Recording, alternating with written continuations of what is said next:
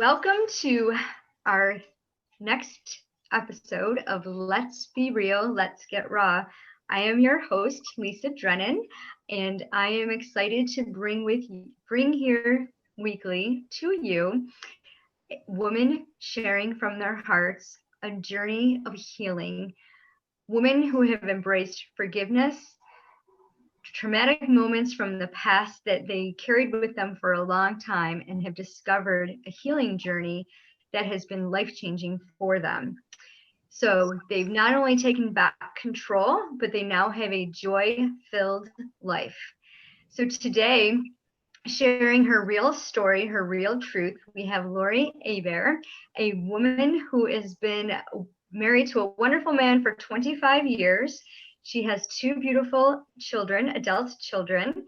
She is a survivor of a mad stalker abuser, and she used very unique tools to overcome that horrific event, which she will share with you today on today's show. She is a Reiki Master and a teacher, life coach, and a very loyal friend. So please welcome Lauri. How are you today? Good, Lisa. Thank you for having me.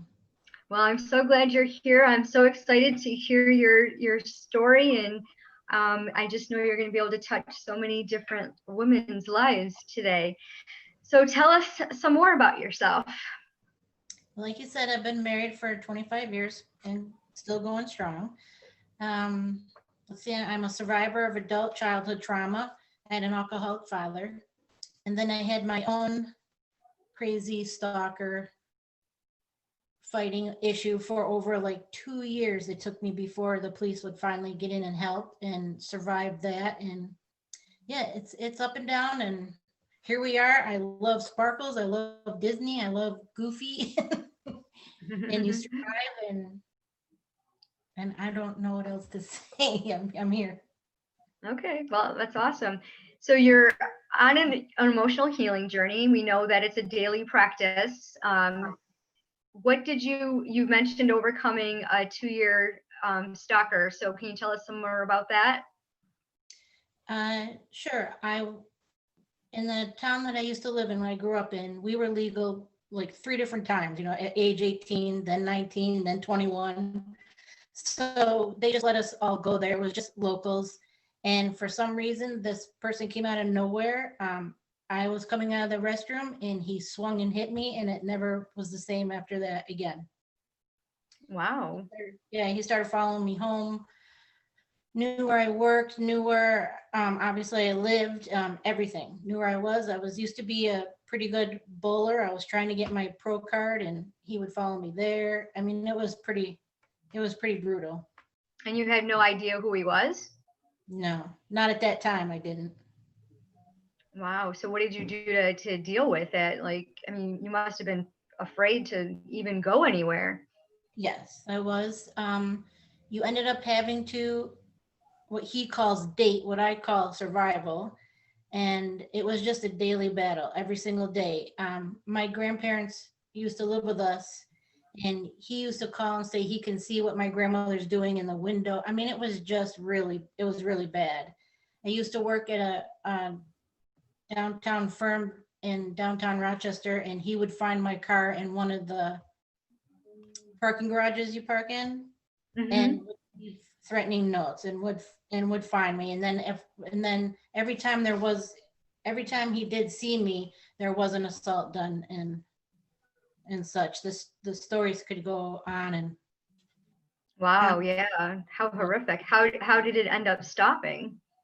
one day my mom needed this medicine from her doctor's office, and it wasn't working, and the doctor forced her to say, what's going on in your life? What is it that's bothering you? Because this is the only thing that's going to work, and it's not working unless you have an emotional turmoil.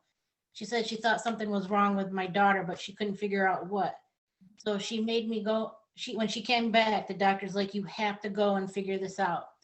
And I wouldn't tell her. I said, I will tell you, but I won't tell you unless there's a policeman here, because that's how afraid I was.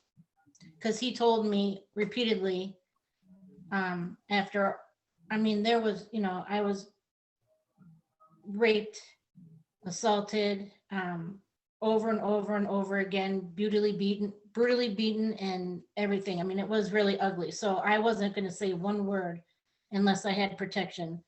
So the police came over and we had that long discussion, and then he filled out a police report for me, and then they went after him to go get him. Wow. How horrible. Yeah, it doesn't really help. Police's hands are tied when it comes. I had a ton of court cases. I had 2 jury trials, and he still only spent 1 day in jail. I had an order of protection, which doesn't mean a thing.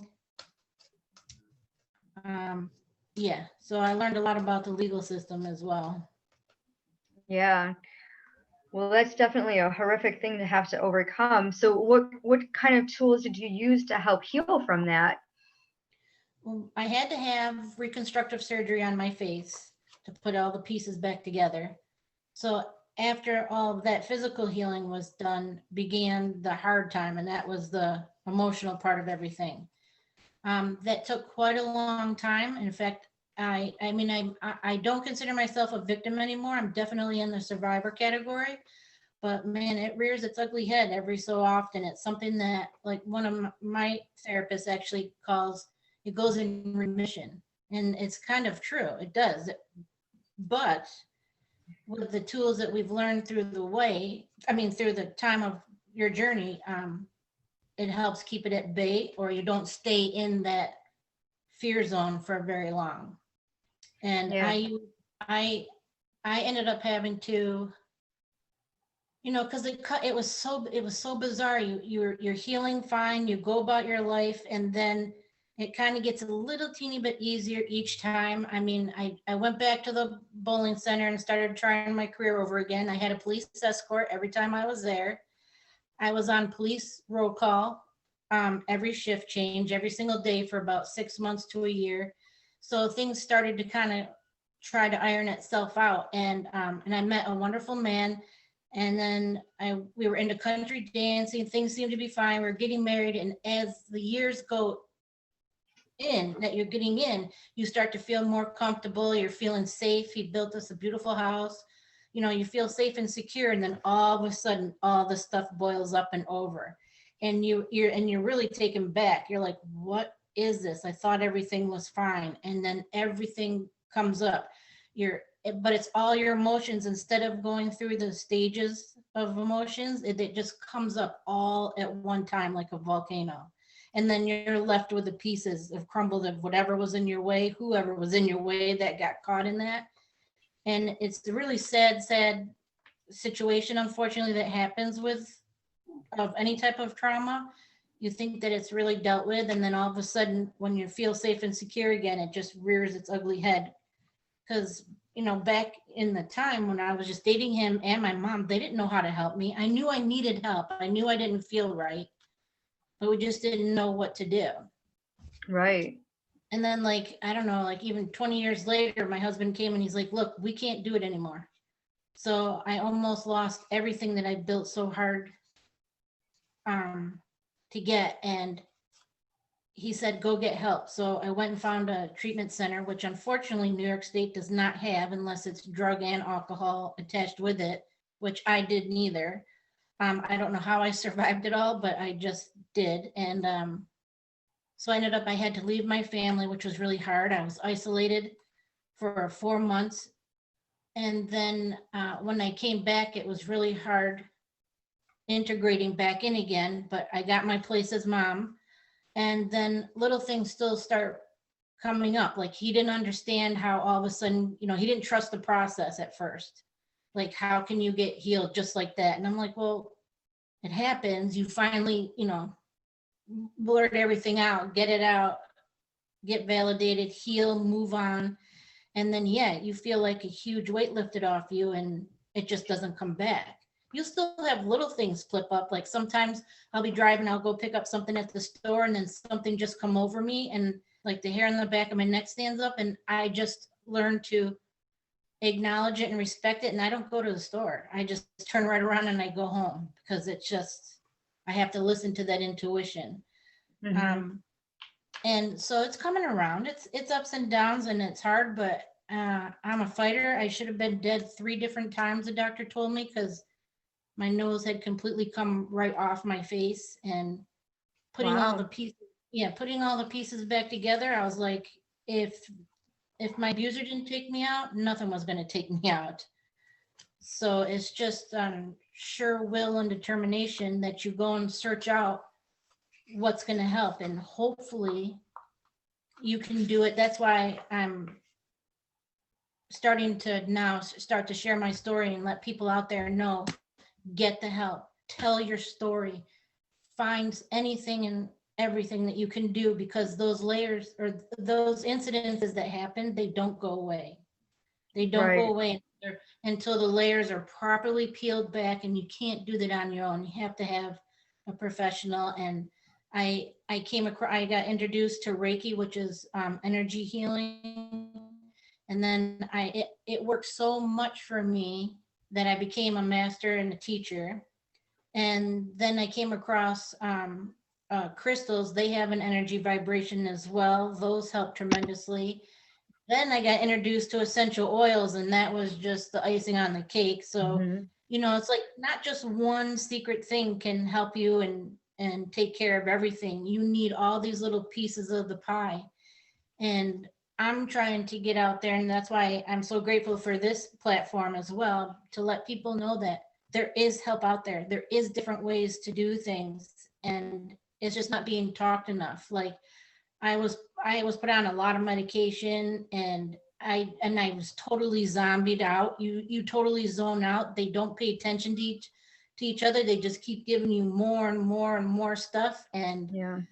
like for instance, the last 2 years I've been dealing with kidney stone issues, because all those meds, my body built or grew kidney stones, and I've had 10 kidney stone surgeries. So Wow. you think you're still past it, but then these little things drip in, and you're like, really? Come on. Yeah. But yeah, but those tools really, really help on a daily basis. Do you have a protocol that you follow to help your emotions stay balanced? Like every day, every night before I go to bed, I either talk to God or universe, whatever you want to call it, and I have my grateful time with him. I thank him for the day. I thank him for anything that came with. And then usually in the morning, um, I ask for guidance and knowledge to go throughout my day. And that seems to help. I'm always using the essential oils. I always, being a Reiki practitioner, Reiki is already in me, flowing through me and around me. And one of the other tools that was taught with my wonderful therapist, which I highly recommend everybody to have, Hmm. um, is mindfulness. So mindfulness, like dogs are great at that. They stay in the moment, and then they forget about it. They don't know why you yelled at them. They have no idea. They just jump around and catch their ball. They don't care.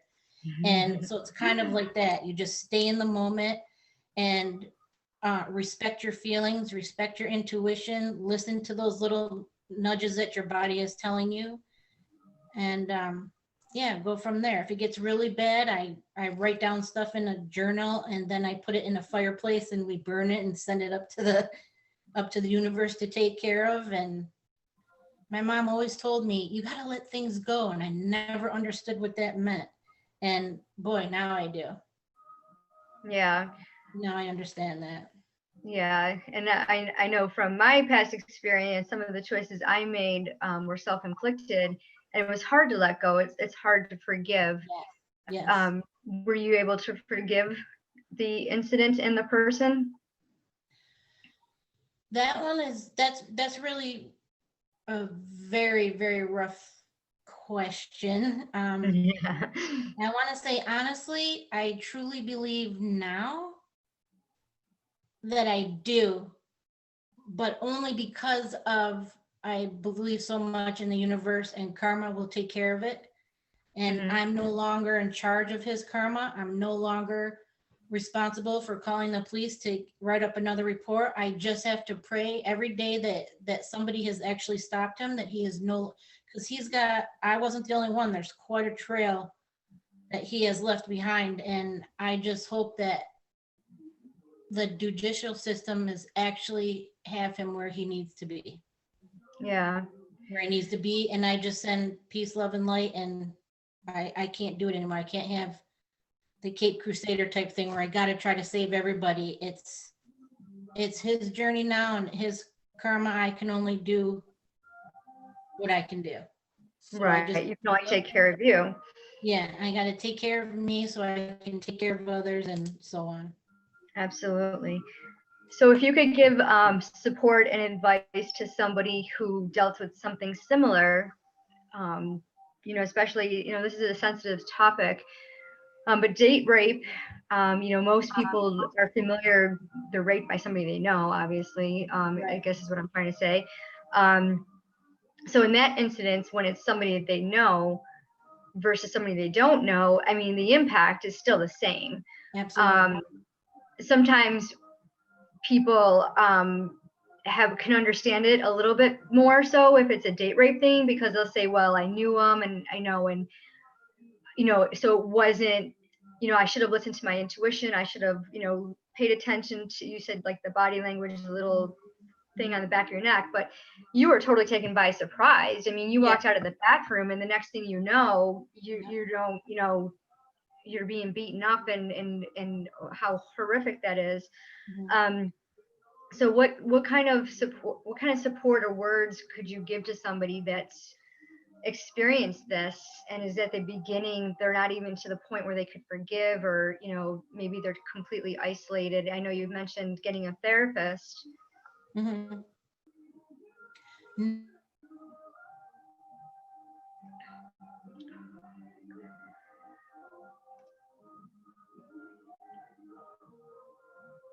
And unfortunately, none of this is easy to deal with. You really just gotta are worthy, 100%. And just trust me when I say, if you tell your story, you will get help. You will feel helped, and there are people out there. I mean, mine was back in '87, so I have interviewed a few sheriffs along the way and recently, and it doesn't seem to be changing too much, but it is a little bit better. But you just have to keep at it, and you have to tell your story so you can be set free. Yes, absolutely. You had mentioned journaling as well. How did you find that really helpful as a tool to help release some of those emotions? It is because I can't talk to I'm very much in your face. I have to tell you, it's not like I can say, oh, well, he knows. Well, he knows. I'm not like that. And there's no way that I can actually find him or want even to find him or want even to go face to face. So I'm better with writing to the universe, and I just say, I just put his name on it. I say and get out every ugly thing I want to get out of me, and then I burn it in that fireplace, and I just ask it to be repurposed for life, and have done what needs to be done, and it will be taken care of. It's no longer my responsibility. And I think just getting it out and yelling. Sometimes I scream in the letters as I'm writing it. Sometimes I'm yelling. You definitely know I'm bawling. I'm crying, but crying is very releasing as well. And so it's so I'm better at that than um than actually writing a daily journal. I wish I could get it. That's something I'm looking forward to, is actually writing a daily journal. Um, but I'm more good with situationals, like write down it and put it in the paper, put it in the fireplace, and then send it. It's just like, I mean, I put it in an envelope. I put his name on it. I have no idea where he lives. I mean, I just play it through the whole way, and then just take care of it that way. And it's been working. Um, I have shared that with a few people, and it's really helped them a lot. So you just have to keep at it, and just keep at it, and know you're worthy. That's the biggest struggle that I have left over, is worthiness. And I have to remind myself every day that I survived, I lived for a reason, and we're worthy of love and light and abundance and everything. So Yes, absolutely. Well, thank you so much for sharing your story. It's an incredible journey, and you can see the peace while you're speaking about it, just in your heart, and how far you've come along. And so the tools that you're using are amazing. I'm not 100% familiar with. I've heard of the Reiki practice. Is that how you say it, Reiki? Yes. Can you Yes. tell us a little bit about that? What exactly is that? You said something about energy healing. Yes, energy healing. We are all built in, we're all energy, we're vibrational. And it is like Chinese has acupuncture, and this is a Japanese technique, and it's Reiki, and it's just a hands-on, and we touch on certain chakra points of the body, and make sure that they're, wide open. They're circular energy vortexes, so you want them to be completely wide open and spinning for optimal, positive life force energy is what actually Reiki means. And when they are closed and stuck is when our energy is not flowing in our body correctly and our system isn't working correctly. And that's where it starts to get into dis-ease, because your body's not functioning very well. So Reiki just goes in and tries to help find those blockages, because anything that happens to you gets stamped in your DNA, and your body holds on to it. So you could be in fight or flight motion most of your time, and it could be, because of the assault. And then you go on, and if you're happy and excited because they just threw you a 50-year-old birthday party, or somebody just almost cut you off and you got scared, your body can't differentiate between that. It just knows that excitement, and it knows to go right into, to the fight or flight mode. So Okay. So with those techniques, it just helps settle everything down, so your body can go into a deep meditation, and then your body knows how to heal itself, and it'll begin to do its own work. We're just there as the conduit to help bring it along, and work its magic, I call it, to work its magic. You And just that can feel so much better that, afterwards. yeah, and that can be done via Zoom. You don't have to do it in person. Yeah, I mean, it's better when you have a one-on-one session, but Reiki can go through anything and anywhere. So yes, we can do it through Zoom.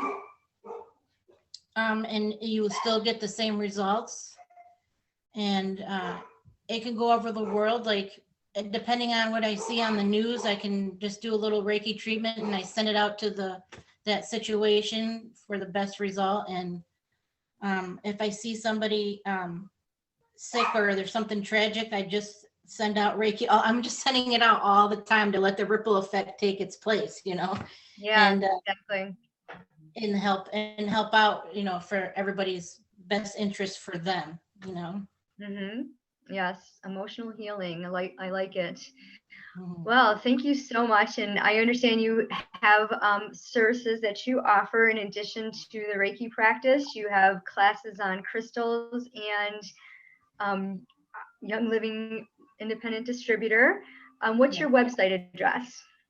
it's getoiling/Lauri Hebert, my name.com.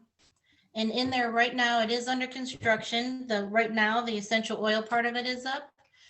There's still a button there that says contact me, so you can still get a hold of me if you want more information about Reiki, crystals for classes, for treatments, angels. That's really another interesting topic that I'm getting into now. And yeah, or just plain old life coaching. I mean, I have stories that yeah, it's just an it's just an ugly story. And yeah, so if anybody ever needed any help, or if they want more information about what I went through, then yes, I'm all open to that for sure. Awesome. Okay. So I imagine in the future you'll be doing some online courses that can walk people through this emotional healing journey as well. Yes, So we look forward to seeing that and thank you. watching your website get built up and just all the things that you're going to offer to help people. So, well, thank you everyone for joining us for another edition of Let's Get Real, Let's Be Raw. Thank you to our special guest, Lauri, who shared from her heart today something that was horrific that she just healed from just by using these different techniques, these tools. So be sure to visit her website, reach out, connect with her if you'd like to know more information about the Reiki, or even beginning your journey of healing if you've experienced something similar. So be sure to tap the bell, hit the subscribe button for the next video, which will be posted weekly on Tuesdays. Thank you.